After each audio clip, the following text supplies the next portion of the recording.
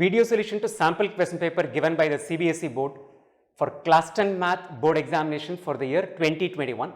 This is a standard version of the paper. In this video, we are going to be looking at solution for 4 1-mark questions. Questions starting from 5 all the way up to 8. Two of these questions, question 5 and question 7, had internal choices. So, in total therefore, we will be looking at solution for a total of 6 questions in this video. All of these questions were straightforward, easy questions. Let's get started with the first one. 5A, the first choice of question 5. It's an arithmetic progression question. Which term of the arithmetic progression 27, 24, 21 is 0 is what we need to find out. Right. Quickly get an idea about what this arithmetic progression is. The first term of this arithmetic progression is equal to 27. Say A is equal to 27. Let's compute the common difference. Common difference is a difference between any two consecutive terms. So, the difference between the second term and the first term. So, let's say A2 minus A should give us the common difference, which is 24 minus 27. This is equal to a minus 3. Obviously, it's a decreasing arithmetic progression. So, the common difference is a negative number. What we need to find out is which term of this progression is a 0. Let's say the nth term of this progression is a 0. The value of the nth term is given by an, that is equal to 0. The objective is to find out n. What term is the 5th term? Is it the 7th term? What is this n is what we are trying to find out. This is equal to 0. An by arithmetic progression formula is a plus n minus 1 times the common difference. So, 0 is equal to the first term, which is 27, plus n minus 1 times the common difference is a minus 3.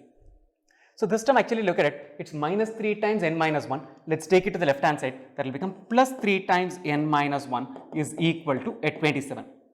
Divide both sides by 3, so we'll get n minus 1 is equal to 27 by 3, which is equal to 9, which means n is equal to 10. The 10th term of this progression, the value of the 10th term is equal to 0. A10 is 0, right? So, you need to say n is equal to 10, that's what the answer to the question is, right? Move on to the second part. The internal choice second part is also from arithmetic progression. In an arithmetic progression, common difference is given, which is minus 4. Number of terms is 7. An is equal to 4, which means A7 is equal to 4. What we need to find out is the first term of this arithmetic progression, right? Nth term of an arithmetic progression An is equal to A plus n minus 1 times the common difference.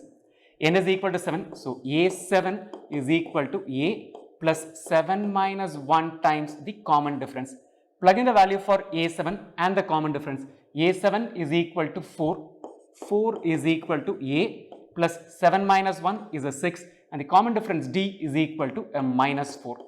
6 times minus 4 is a minus 24. Take it to the left hand side. So, 4 plus 24 it will become minus 24. When it comes to the other side, it is going to become plus 24. 4 plus 24 is equal to A, or A is equal to 28. Right. So, again a very simple question. Apply this formula to find out the nth term of an arithmetic progression. You have the answer. 5A or 5B. Both were very simple, straightforward questions. Let's move on to the sixth question. It's from quadratic equations. For what values of k will the equation 9x square plus 6kx plus 4 equals 0 will have equal roots is what is the question. For any quadratic equation, the generalized form ax square plus bx plus c is equal to 0. The discriminant is given by b square minus 4ac. So, this discriminant determines the nature of the roots. Let's quickly run through all of those three. This is for learning purpose. You don't need to write all three conditions. The discriminant could be positive. B square minus 4ac could be greater than 0. In that case, the roots would be real and unequal. That's not what we are looking for. We are looking for real and equal roots.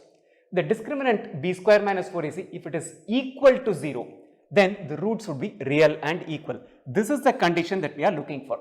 There's one more case, looked at greater than 0, equal to 0, less than 0 is when the roots will not be real, they'll actually be imaginary numbers, right? So, our objective is basically this, we'll have to check out for what value of k will the given equation have real and equal roots, right? So, the given equation, let's write what is A is equal to 9, B is equal to 6k and C is equal to 4.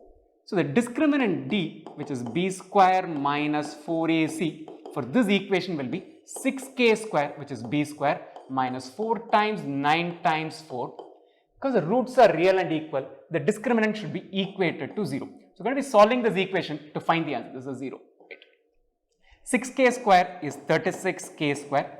4 times 9 is a 36. 36 times 4 is a 144. 36k square minus 144 is equal to 0. Take the minus 144 to the right hand side. 36k square is equal to 144. Divide both sides of the equation by 36. So we get k square is equal to 4. Take square root, leaves us with k is equal to a plus or minus 2. In k is a plus 2 or k is a minus 2, the roots of this quadratic equation, the given quadratic equation, will have real and equal roots, right? A very straightforward, simple question. So, more to the seventh question. It's got two internal choices. Again from quadratic equation. Find the roots of the quadratic equation x square plus 7x plus 10 equals 0. It's a very factorizable equation. So, let's factorize the equation by splitting the middle term. We're going to split this equation x square plus 7x plus 10 equals 0 as a 5x and 2x. So, 5x plus 2x will be a 7x. The product will be equal to 10x square, which is a product of the first and the last term. So, x square plus 5x plus 2x plus 10 is equal to 0 is what it turns out to be. Take x as a term common from the first and second terms. So, x times x plus 5. 2 is common to the third and the fourth term. So, 2 times x plus 5. This is equal to 0. X plus 5 is common to both these parts. Take x plus 5 common outside. So, x plus 5 times x plus 2 is equal to 0. Product of two numbers is 0 when at least one of these two numbers is 0. If x plus 5 is 0, x will be equal to minus 5. If x plus 2 is equal to 0, x will be equal to minus 2. So, the roots of this quadratic equation are minus 5 and minus 2, right? Very straightforward, very simple number to factorize. Should take you about a minute to finish this question. So, more to the second part of this question, 7b. It has an internal choice. This is also from quadratic equation. For what values of a is given here, does the quadratic equation 3ax square minus 6x plus 1 equals 0 have no real roots? Recall what we did with question number 5. So, we will use that for a quadratic equation of the form ax square plus bx plus c equals 0. The discriminant b square minus 4ac should be less than 0 to have roots that are not real, right? So, in this given equation, a is equal to 3a, b is equal to minus 6, c is equal to 1. We need to find for what value of a will this end up being less than 0? Will the discriminant end up being less than 0? B square will be minus 6 square minus 4 times 3a times 1. This should be less than 0. So, minus 6 square is a 36 minus 4 into 3 is a 12a is less than 0. Let's solve this inequality in the next slide.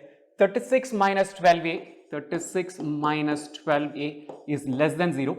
Take the 12a to the other side. So, 36 is less than 12a.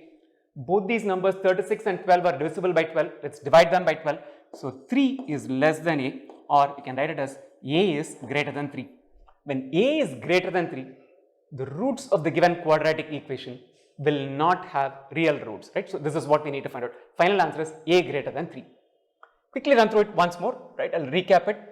B square minus 4ac, the discriminant, should be less than 0 for the roots of the quadratic equation to be not real. The given equation, a is equal to 3a, b is equal to minus 6, c is equal to 1. So, we computed the discriminant and said that that should be less than 0. This is the equation inequality that we were left with. 36 minus 12a is less than 0. Solving the inequality, got the value of a to be greater than 3. Let's move on to the 8th question, the last question for this video. If PQ is equal to 28, PQ is nothing but a tangent to the circle from point P. What do we have to find out? Find the perimeter of triangle PLM. It's a very interesting question, not a 1 mark question. I'll probably think this is a 2 mark question. Let's get started. This basically relies on one property of tangents of a circle. From an external point, we'll be able to draw two tangents to any circle. Both the tangents will be equal in length. So, from point P, we can draw two tangents to a circle, PQ and PT. PQ will be equal to PT. That's a primary idea. We'll be applying it at 3 points, we'll be applying it to find the answer, right? So, from this property, we know that PQ is equal to PT, which is equal to 28, because if PQ is equal to 28, then PT should also be equal to 28. Brilliant. What we need to find out is PL plus LM plus PM. I'll write what we need to find out. PL plus LM plus PM, right? We need the sum of the three sides to find the perimeter of triangle PLM. This is the question for us, right? I'm going to write this PQ as a PL plus LQ. So, PQ, which is equal to 28, we'll write it as PL plus LQ. Let's just leave it at this point right now. PT, similarly we can write, which is also equal to what 28 is equal to PM plus MT, right? Some level if I add these two, I've got PL and PM in place. PL and PM we know, but we have some extra here and we need the value of LM. Let's see how to make sense out of it. Now, take a look at this point L. L is a point outside the circle from which we have drawn two tangents. Those tangents are LQ and LN, right? So, LQ will be equal to LN. We do not know what its measure is. From point L, you will be able to draw two tangents. Both those tangents will be equal in length. So, LQ is equal to LN. Is there another point that we can look at? The other point we can look at is actually M. So, from point M, I can draw two tangents, MN and MT. MN will be equal to MT, right? So, I will call it as 1 and 2. Forget what you have written earlier. This is 1 and 2. So, MN is equal to MT. From point M, we have drawn two tangents. Those two tangents should be equal in length. Go back to these equations. We will call this equation as 1. We will call this equation as 2. Do we see an LQ in this equation? Yes.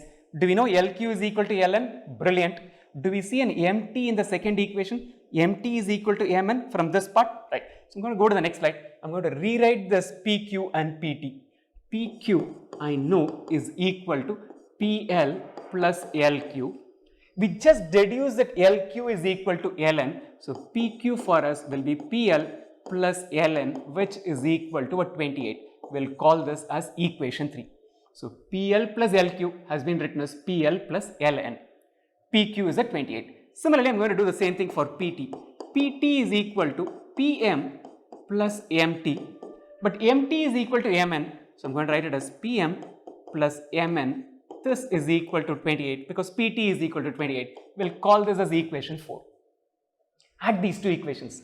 So, add equation 3 to equation 4. Left hand side, what will you have? You will have PL plus LN plus PM plus MN. This is equal to 28 plus 28, which is equal to 56. We will keep PL as it is, won't touch it. PM we will not touch it. Look at adding LN and MN. LN plus MN is nothing but LM. So, this equation now becomes PL plus LM plus PM, which is equal to 56. PL plus LM plus PM is nothing but the perimeter of this triangle. That is equal to 56 centimeters, right? So, essentially, we have used one single property at 3 points. From point P, two tangents were drawn, both are equal in length. From point L, two tangents were drawn, LQ and LN, they were equal in length. From point M, we had two tangents, MN and MT, we said they were all equal, right? So, we equated these tangents, plugged in the values, wherever we had an LQ, replaced it with LN, wherever we had an MT, we replaced it with an MN, and then ended up getting an equation which gave us the perimeter of the triangle whose value is equal to 56. It's a lovely question. If you have seen this question for the first time, if you have not solved it in class, just go through this part of the video once more to get conversant with it. If this question appears in the board examination, you should definitely get it right. Before you leave, I want you to do two things. One, sign up at online.maxtute.com to get started with CBSE Class 10 Math online tuitions. It takes all of 5 minutes and less than 3 steps to get started. And second thing, I want you to subscribe to this channel and turn on notifications so that you get notified every time a new video is uploaded. Spread the word about this channel to your friends and classmates.